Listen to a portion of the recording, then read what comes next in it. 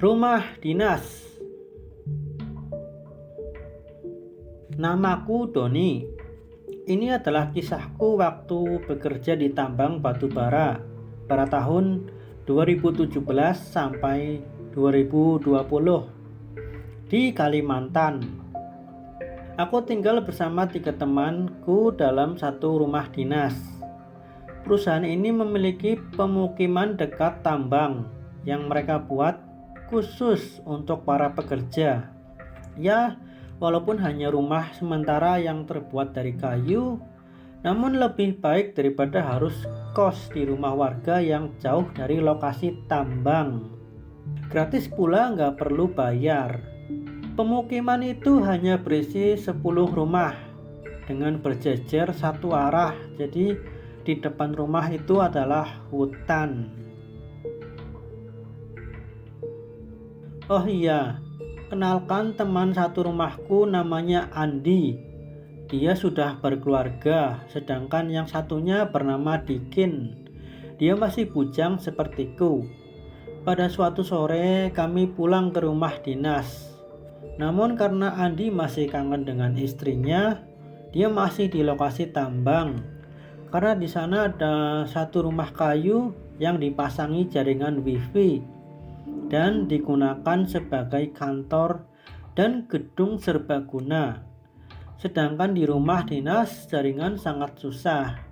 Makanya waktu itu aku pulang beramai-ramai bareng teman-teman satu pemukiman.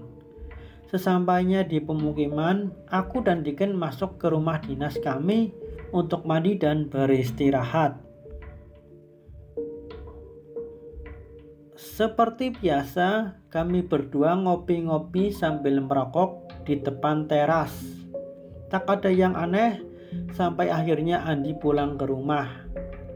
Andi sangat dingin dan tak menjawab salam kami, padahal biasanya hangat dan ramah. Langkahnya pun pelan dan berjalan dengan ekspresi wajah seperti sedang melamun. Dan wajahnya pun pucat, membuat aku dan Dikin jadi merinding. Dia masuk saja ke rumah tanpa sepatah kata pun. Kami jadi berbisik, "Itu Andi kenapa ya?" Hingga sekitar jam 9 malam kami masuk ke dalam rumah. Karena udara di luar semakin dingin, aku dan Dikin masuk ke ruang tamu. Kami duduk bersama Andi yang ternyata dari tadi di sini dan bengong tanpa sepatah kata pun. Mukanya yang pucat membuat kami merinding. Ditambah lagi, udara di sekitar Andi duduk rasanya lebih dingin. Dan dinginnya tidak biasa, hawa dinginnya beda, membuat kami merinding. Dikin pun mencoba mencairkan suasana dan bertanya bagaimana kabar keluarga Andi di kampung. Andi pun hanya menoleh ke Dikin dengan wajah pucatnya. Aku lihat dengan jelas bulu kuduk Dikin berdiri. Dia seperti sangat merinding. Tak lama Dikin pun berpamitan untuk tidur. Aku juga merinding, ikut berpamitan ke kamar untuk tidur. Namun Andi tetap bengong tanpa jawaban. Pada dini hari, sekitar jam 2 dini hari, aku terbangun karena panggilan alam alias ingin buang air kecil. Aku langsung berdiri dan membuka pintu. Dengan mata yang masih buram, aku melihat sesosok berbadan hitam sedang duduk di kursi ruang tamu. Sontak aku jadi tambah merinding dan mengusap mataku sambil berjalan dengan gemetaran menyalakan lampu saklar. Setelah lampu menyala, aku kaget dan lompat. Ternyata itu Andi yang masih bengong di ruang tamu. Aku berkata, "Dasar ngagetin aja. Ngomong napa kek di jadi gak gue kira setan." Namun Andi tetap tak menjawab. Aku yang sudah tak tahan lagi ingin buang air kecil tak menghiraukannya. Selesai buang air kecil, aku kembali ke kamar mandi dan melihat Andi yang masih tetap bengong di ruang tamu. Karena ngantuk, aku tak peduli dan masuk ke kamar untuk melanjutkan mimpiku. Keesokan harinya, Dikin membangunkanku dan bertanya, "Andi di mana?" Aku jawab, "Lagi mandi mungkin." Namun dia bilang tidak ada. Padahal waktu itu masih dini hari, waktu subuh. Sedangkan masjid letaknya sangat jauh. Pakai motor saja butuh waktu 15 menit lebih. Sedangkan di antara kita bertiga tak ada yang bawa motor. Akhirnya kami berdua berkesimpulan mungkin saja sedang jalan-jalan. Hingga jam sudah menunjukkan pukul 7:30 pagi, Andi masih saja tak pulang.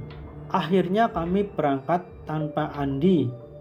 Kami berdua pun jalan kaki seperti biasa, hingga akhirnya sampailah kami di lokasi tambang dan melihat Andi sedang duduk di sana. Kami pun bertanya, "Kenapa berangkat pagi sekali?" Namun Andi malah menjawab, "Kemarin aku nginep di kantor." Dan jawaban itu juga dibenarkan oleh mandor kami. Sontak kami berdua jadi merinding. "Terus siapa yang kemarin masuk ke rumah? Ini sungguh aneh." Namun mandor menjelaskan, memang kalau ada karyawan yang tidak pulang, suka ada genderuwo yang nyamar jadi dia dan masuk ke rumah. Dan untung saja kami membiarkan genderuwo itu sendirian dan hanya bertanya sesekali saja.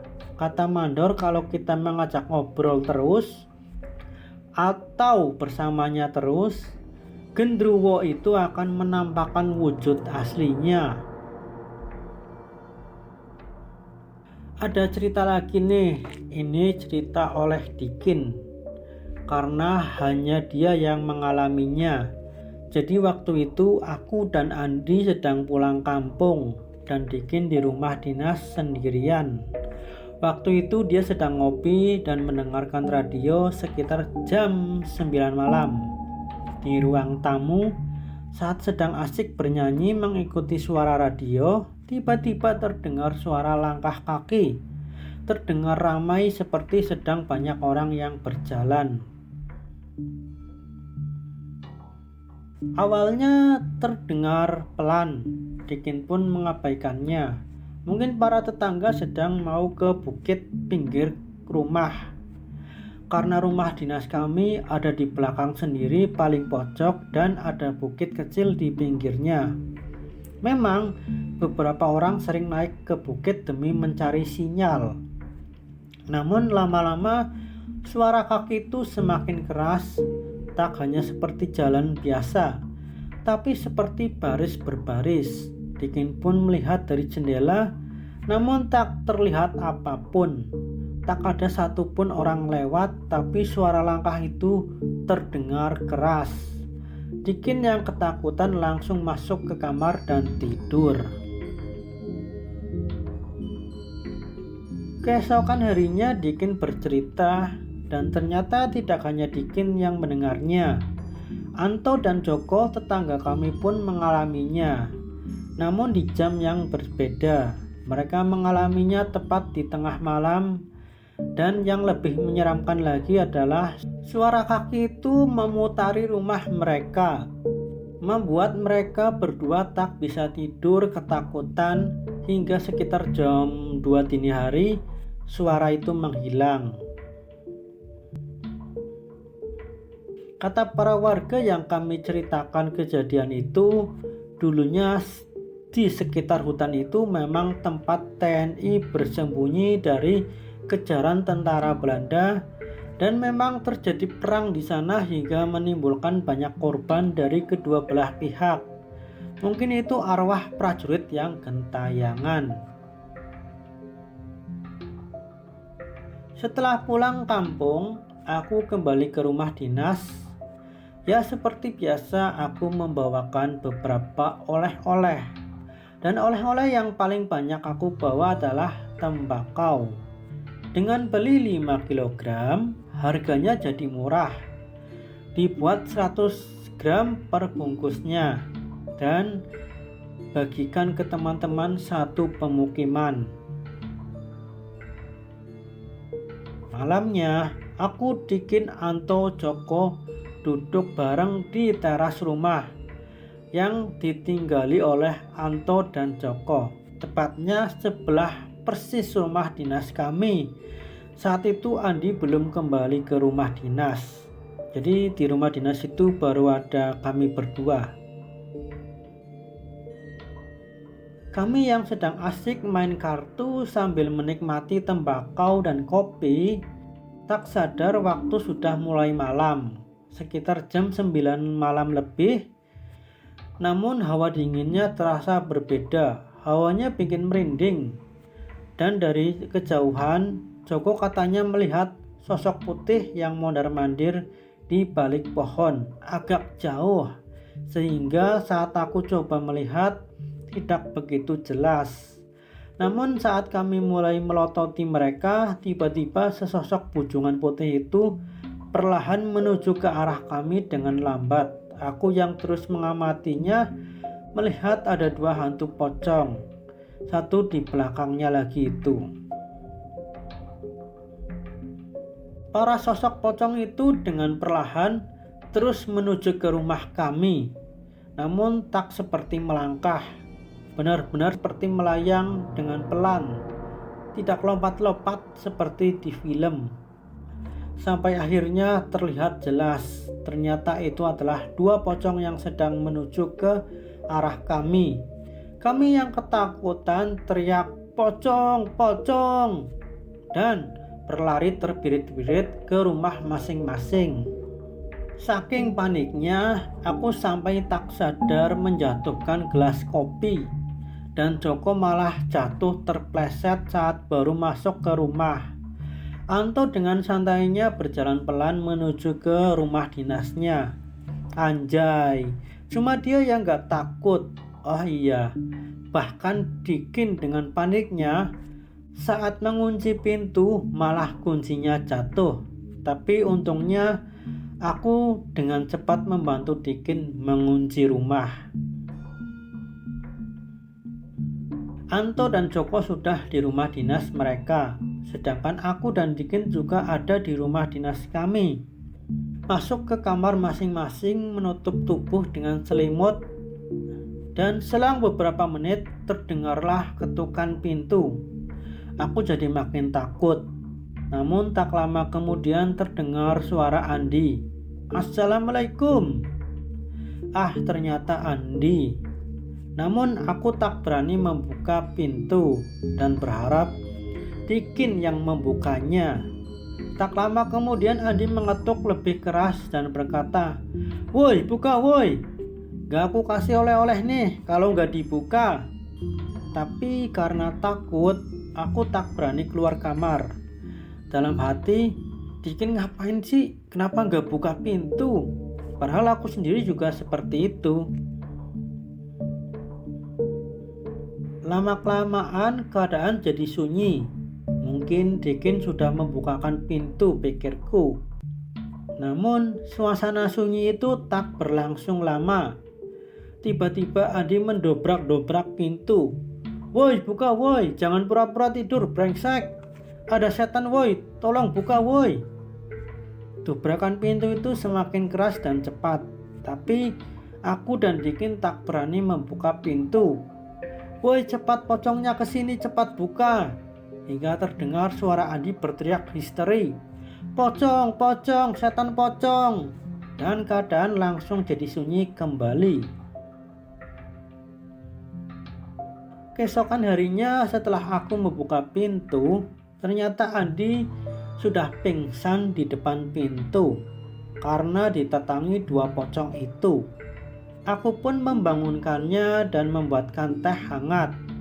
Aku dan Dikin pun minta maaf karena tak berani membuka pintu.